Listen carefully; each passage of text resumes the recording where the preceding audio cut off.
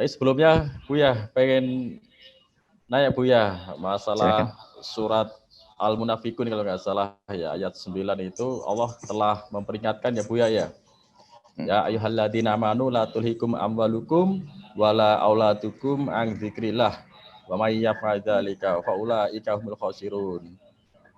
Hai orang-orang beriman, janganlah harta bendamu, anak-anakmu melalaikan untuk mengingat kepada Allah. Orang yang berbuat demikian adalah orang yang rugi.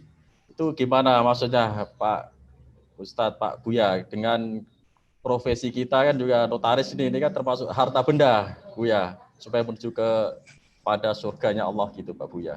Jangan sampai dengan profesi ini kita lalai kepada Tuhan kita yaitu Allah Subhanahu wa taala.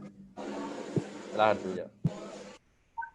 Dunia mulai Allah menciptakannya, Allah tidak melihatnya. Artinya apa? Tidak ada nilainya di hadapan Allah.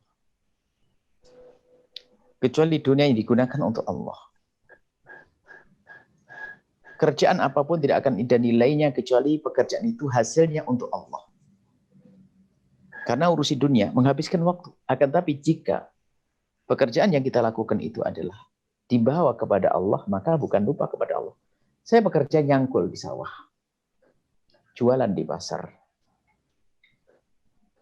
nangkap ikan sebagai seorang nelayan, menghabiskan waktu. Tapi di saat tujuannya adalah untuk beri nafkah kepada anak istrinya, itu perintah Allah. Sepanjang dia keluar adalah ibadah. Yang disebutkan lutilkum amwalukum yang disebutkan Al-Quran itu jangan sampai menjadikan kalian lalai hartamu. Jadi bukan harta yang dicaci, yang dicaci adalah kelalaianmu. Sebab kaya itu nasib. Tiba-tiba orang harus kaya dia. Tapi kayanya dia ingat Allah. Dengan kekayaannya semakin dekat kepada Allah, semakin banyak berbuat baik. Dia adalah kaya yang selamat. Yang dilarang itu hikum, jangan sampai menjadikan kalian lupa kepada Allah, hartamu, anak-anakmu. Anak-anakmu itu apa? Gara-gara anaknya pengen kuliah di sekolah favorit, di sekolah bonafit saja, sehingga dia harus mengambil uang yang haram, korup. Ustadznya ngambil duit pondok hanya demi nyekolahkan anaknya agar keren. Ini karena dia terlalai, lupa. Jangan sampai harta anak-anakmu menjadikan kamu lupa kepada Allah. Tapi ada orang dengan dunia tadi lupa kepada Allah. Disebutkan dalam hadis sahih bahwasanya ada orang yang kerjaannya adalah dunia. Dilihat kerjaannya kerjaan dunia. Tapi rupanya adalah nilainya akhirat. Kenapa? Dia bekerja dunia tapi dia ingat akhirat. Dia mencari duit banyak. Untuk apa? Untuk Allah. Kalau saya berhasil nanti saya akan membangun masjid, saya akan berhasil saya akan bantu fakir miskin, saya berhasil saya akan bangun pondok pesantren, saya berhasil saya ingin.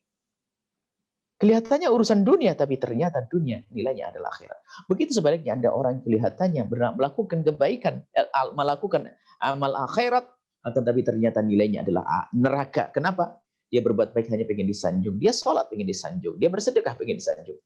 Jadi bukan orang tidak boleh memiliki dia, kaya itu nasib.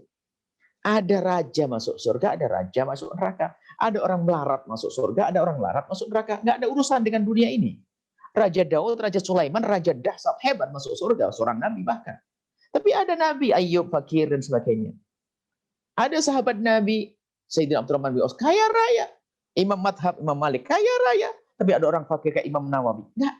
Jadi jangan sampai dunia kekayaan jadi ukuran orang selamat tidak selamat. Tidak.